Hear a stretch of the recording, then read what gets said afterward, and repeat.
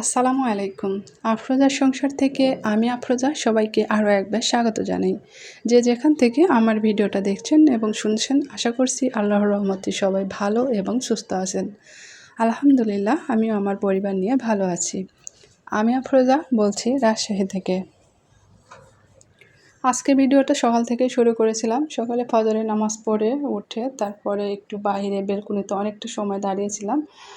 তারপরে এসে ঘরের সব কাজ বাজ শুরু করে দিয়েছি। এদিকে নাস্তা বানানো থেকে আর কি ভিডিওটা স্টার্ট করেছি। তো সকালবেলা আমি আলু ভর্তা, তারপর ডিম পোস্ট করে নিয়েছি আর একটা ডিম সিদ্ধ করে নিয়েছি। তো ডিম পোস্টটা আমার জন্য করেছি আর সিদ্ধ ডিমটা মেয়ের জন্য। ও আবার সকালবেলাতে কোনো তেলের জিনিস খেতে চায় না, মানে খেতে পারে না। তেলযুক্ত মানে ডিমটা তো অন্তত সবাই খায়, কিন্তু ও ডিম ভাজিটা এভাবে খেতে চায় না সকালবেলা। অন্য সময়ে খায়, কিন্তু সকালবেলাও তেল যুক্ত খাবার একদমই খেতে পারে না।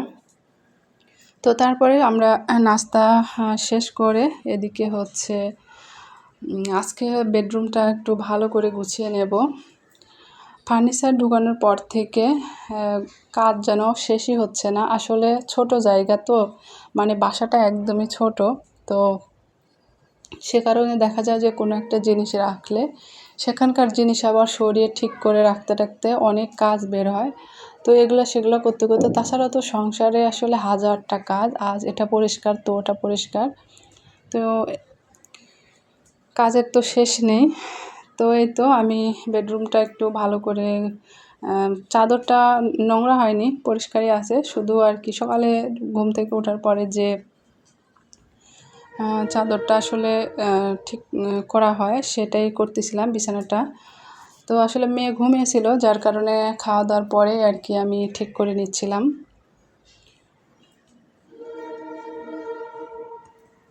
আমি যখন নাস্তাটা নিয়ে আর কি নাস্তা বানানো শেষ করে আর কি ওকে ডাকছিলাম।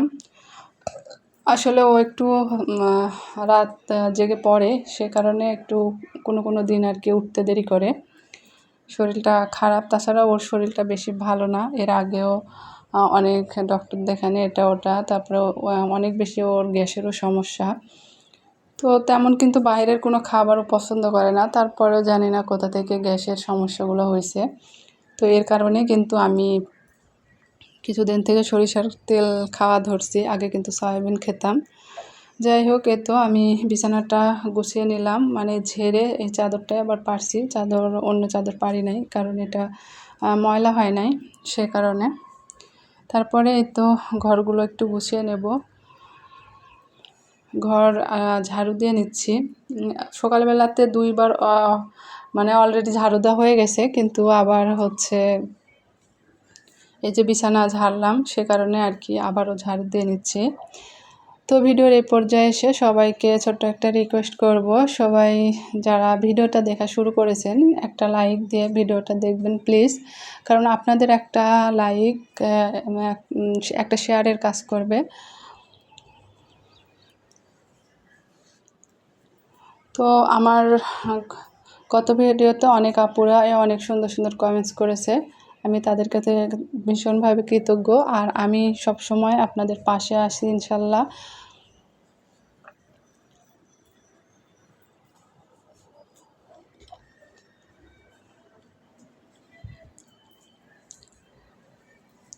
আসলে ঘর গুছানো, সংসার গুছানো, সংসারের জিনিসপাতি ঠিক রাখা, পরিষ্কার রাখা, এটা শুধু কাজ নয়, এটা আসলে একটা ইবাদতের মধ্যেও পড়ে।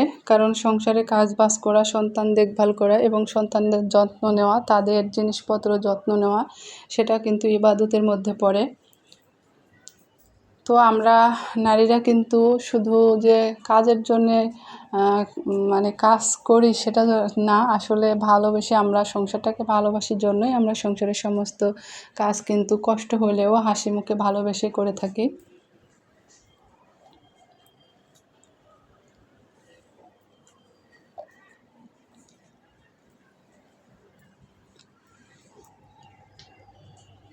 ছোট জায়গা আর ভাড়া বাসা হলেও আমি কিন্তু সব সময় ঘর বাড়ি এবং জিনিসপত্র পরিষ্কার রাখার চেষ্টা করি। তো এদিকে হচ্ছে সোফার উপরে অনেক কাপড় চোপড় ছিল, সেই কাপড়গুলো কিন্তু আমি ভালো করে ভাঁজ করে করে রেখে দিলাম।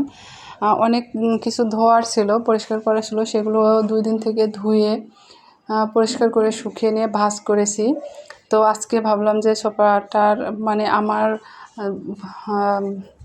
যে ওয়ার্ড্রোবটা কিনলাম, তো কাপড় যেগুলো আর কি রেগুলার পরি সেগুলো কাপড় আর কি সোফার এক সাইডে মানে গুছানো ছিল, সেগুলোই আমি সরিয়ে ভালো করে মুছে নিলাম।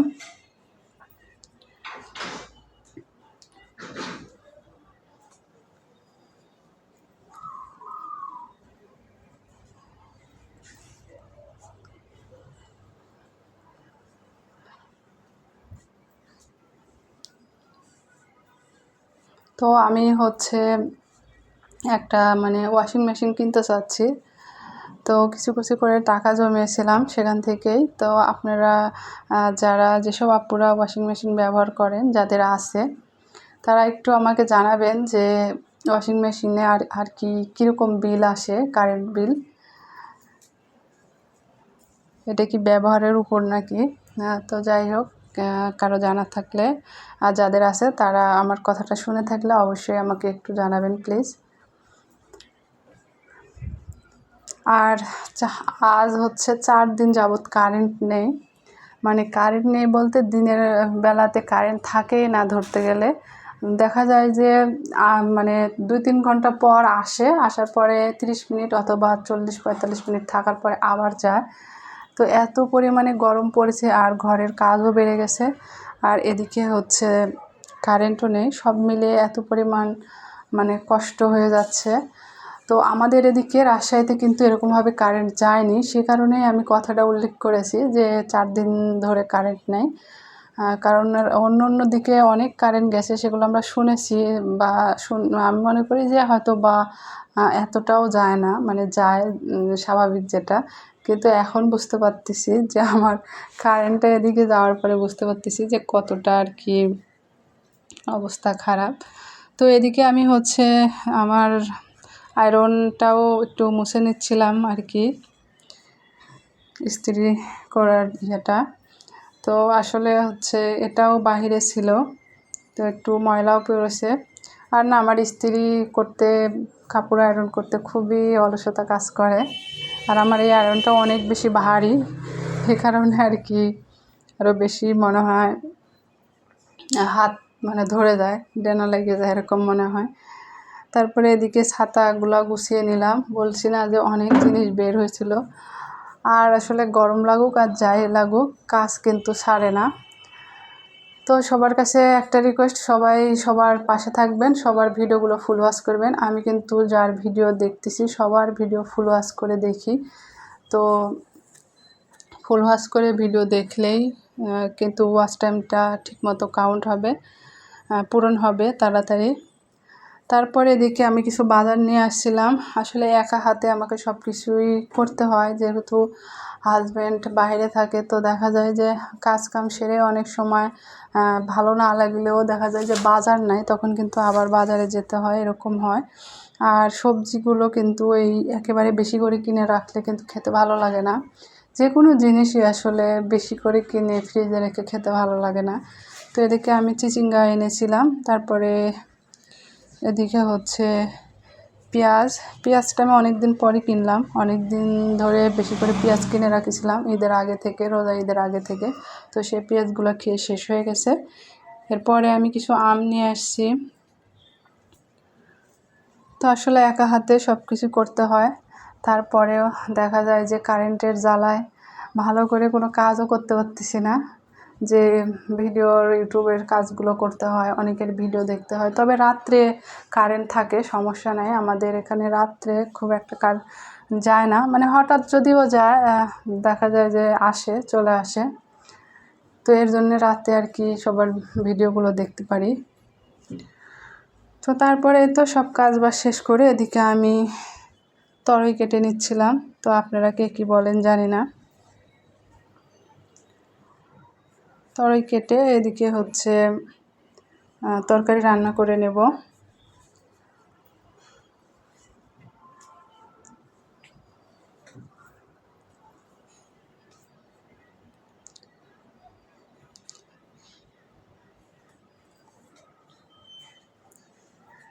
আজকে আমি সকালবেলাতে আর কি সব কাজ বাজ শেষ করে আজকে দিনের ভিডিও আজকেই দিচ্ছি।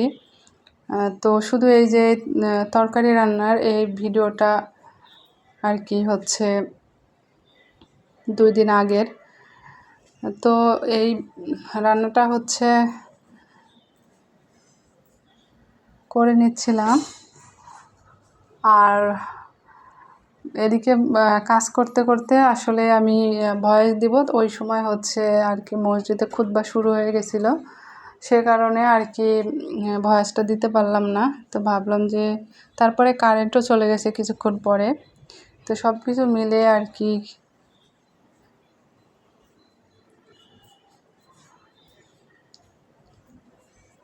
আসলে অনেক সময় দেখা যায় যে একটা কথা বলতে গিয়ে মূল কথাটা ভুলে যাই।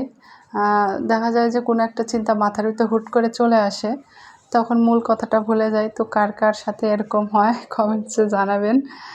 আর এই তো আমি হচ্ছে আগে না এই বটিতেই বেশি ভালো কাটতে পারতাম, আর এখন এই যে ইয়া দিয়ে ছিলতে আমার মানে অভ্যাস হয়ে গেছে।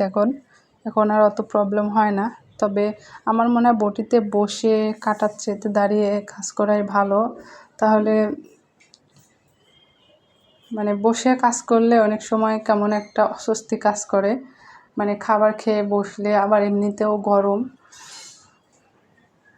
তো যার যেরকম অবস্থা, আমি এটা দিয়েই যে সবসময় কাটি তাও না, আমি বটিতেও কাজ করি, দুটোতেই কাজ করি। তবে এটা দিয়ে একটু আর কি কয়েকদিন কাজ করতে করতে দেখতেছি না এখন আর বটিতে বসতে ভালো লাগছে না, এভাবেই করতে ভালো লাগছে। তো আমি বটিতেই কিন্তু আগে কাজ করতাম।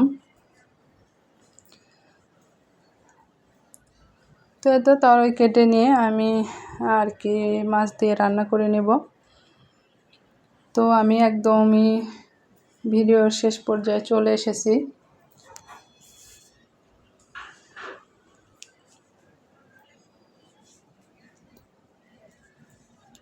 তো ভিডিওর এই পর্যায়ে এসে সবাইকে বলবো, সবাই ভালো থাকবেন, সুস্থ থাকবেন, সবাইকে ভালো রাখবেন, পরিবারকে ভালো রাখবেন।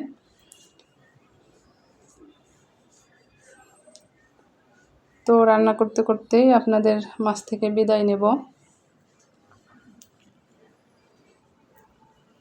আর কারেন্টের চুলায় রান্না করতে গেলে এই তো খালি শুধু হয়, আর সেক দিলে মোটামুটি হয়, তবে আমার কাছে মনে হয় তাপটা একটু উঠতে দেরি হয়, সে কারণে অনেক সময় আমি ওই সেকটা দিই না।